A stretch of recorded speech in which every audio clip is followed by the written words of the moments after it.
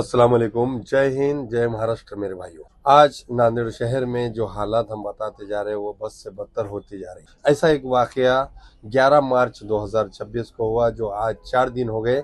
जो एक ऑटो चालक शेख शकील नामी एक युवक था, वो अपनी फैमिली को लेकर चौक में रोजे के हालत में अपने बीवी और बच्चों को 3 बच्चों को लेकर चौक में खरीदी के लिए जा रहा था। उस पर एक धक्का लगता है और गाली गलौज होती है। उसके बाद हाथापाई होती है। फौरी जो है 3 बजे के बाद वो शख्स को, ऑटो वाले को, आरोपी रोप बिल्डर बिस्सी वाला वो बुलाता है, अपने गैंग को बुलाता है, अपने बच्चों को बुलाता है। उसके बाद वो सब मिलके वो ऑटो वालों को 8 से 10 जने मिलकर मारते हैं। इस तरीके की रिपोर्ट लिखाई गई है जिसमें 4 लोगों के एफआईआर में नाम है, जिनका रोप बिल्डर बिस्सी वाला, तो ये एक है दिगलूर नाके का रहने वाला, दूसरा रोप बिल्डर का भाई है और तीसरा उनका बेटा है और एक नाम नहीं मालूम। इस तरीके के अनेक लोग हैं। जिस तरीके से हम नांदेड़ में देखते आ रहे हैं कि गुनहगारी बढ़ती जा रही है, मगर पुलिस उस पर काम करती है। कहीं ना कहीं पुलिस वाले उसको पैदल घुमाते हैं, आरोपियों को वचक रहना पुलिस की बोल के घुमाते हैं। मगर ऐसा देखने में आता है कि दिगलूर नाका इतवारा पुलिस स्टेशन के अंदर पुलिस की कोई भी वचक इन आरोपियों को, लोगों को नहीं रही। उसका कारण क्या है पता नहीं, मगर जिस तरीके से राजकीय, हमने कई दफा बताया कि राजकीय कुछ दलाल जो है इसमें तड़जोड़ करते हैं। अब तो कुछ माजी नगर सेवक भी हो गए ऐसा बताया जा रहा, वो भी काम नहीं है उनको, तो ये मुखबिरी करते हैं। कुछ नगर सेवक थे पहले जमाने के, वो भी दलाली करके पेट भरते हैं। ये किसका केस नहीं होना, उस पर गुना दाखिल नहीं होना, तड़जोड़ होना, इस तरीके की हालात दिगलूर नाके की हालत है। तो इस तरीके की घटना हुई जो मैं आपको बताता हूँ कि शेख शकील नामी जो ऑटो वाला है, आलू प्याज मार्केट के पीछे मदनी कॉलोनी में रहता है और वो बीवी बच्चों को लेकर दिगलूर नाके से चौक जा रहा था। उसके चलते रऊफ को, बिल्डर को जो धक्का लगता है, वो गाली गलौज होती है। फिर वो अब्दुल रऊफ को मारता है। फिर उसके बाद बदला लेने के लिए शाम में 5 बजे अब्दुल रऊफ और उसके बच्चे बुलाकर उसे मारते हैं। और वो 4 दिन से अभी घाटिया हॉस्पिटल में औरंगाबाद में एडमिट है। इससे पहले सिविल हॉस्पिटल नांदेड़ के शासकीय रुग्णालय में एडमिट था, मगर गंभीर मार रहने के कारण उसे घाटिया हॉस्पिटल हलाएगा, जो आज 4 दिन हो गए। और परसों जो है उसके बाद एफआईआर हुई और उनकी बीवी, शकील की बीवी ने एफआईआर की। वो खुद मौजूद थी घटना स्थल पर। वो 326 गुना दाखिल हुआ जो आईपीसी है और बीएनएस 118/2 इस तरीके का गुना दाखिल है। हालत गंभीर है बताया जा रहा। आरोपी अभी फरार है।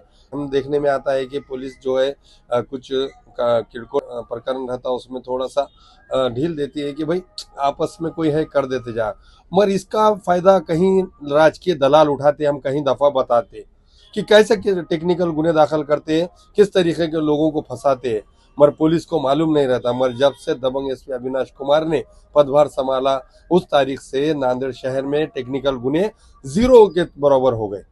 वो देख के कर रहे हैं। पुलिस बड़ी होशियार हो गई। अपना पहले की दौर अलग था, अभी का दौर अलग है। अब टेक्निकल गुने नहीं हो रहे, काउंटर हो जाते थे पहले कंप्लेंट, क्या उस पे 26 होती थी, इसकी 24, यानी कि पीड़ित पे गुना दाखिल हो जाता था और वो अगले वाला आरोपी अपना फिरियादी बन जाता था। इस तरीके की हालात थी। आज कहीं ना कहीं ये खत्म होना चाहिए। रमजान के महीने में ये हालत हुई। बच्चे लेकर अपने जा रहा था ऑटो चालक, उसको जानलेवा हमला हुआ। आज वो घाटिया हॉस्पिटल में एडमिट है और आरोपी फरार है इतवारे में।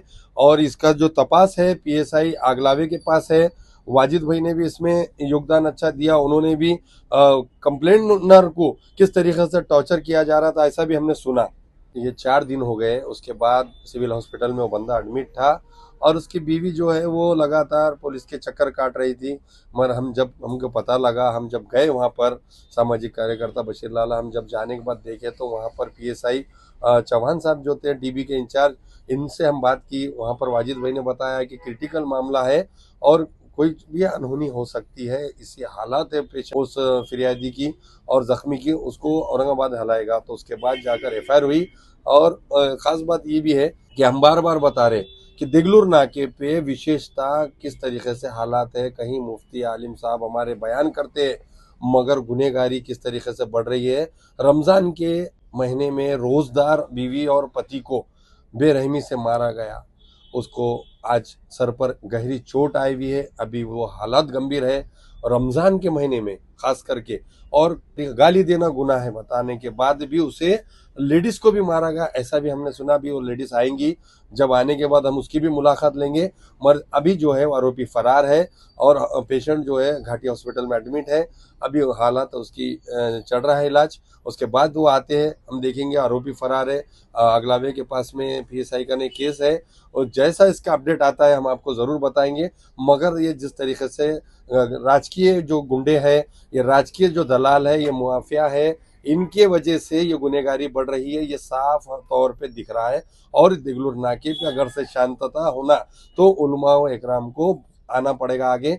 जो रात का बेरात में घूमते हैं इनको बताना पड़ेगा, राजकीय दलालों को खामोश घर में बिठाना पड़ेगा। इनकी जो दलाली है, ये गुनहगारी बढ़ाने का कारण, ये मैं साफ बोल रहा हूँ कि कहीं पुलिस स्टेशन के कैमरे अगर से देखे तो उसके अंदर हर मैटर में सबूत के साथ मैं बात करता हूं कि हर मैटर में राजकीय पुड़ाकारी वहां पर आके अपनी रोटी सेकने के लिए आता है। माजी नगर सेवक रहो या नगर सेवक रहो, ऐसे कहीं मैटरों में ग्रामीण रहो, क्या इतवारा पुलिस स्टेशन रहो या कहीं का भी, नगर सेवक वहां पर बिल्कुल माजी या राजी आते हैं। इसका कारण क्या है पता नहीं, मगर गरीबों पर जो जुल्म हो रहा ये रुकना चाहिए। और जिस तरीके से हमको आगे अपडेट आती है हम आपको जरूर बताएंगे। नांदेड़ से मैं शेख याया, माझा महाराष्ट्र।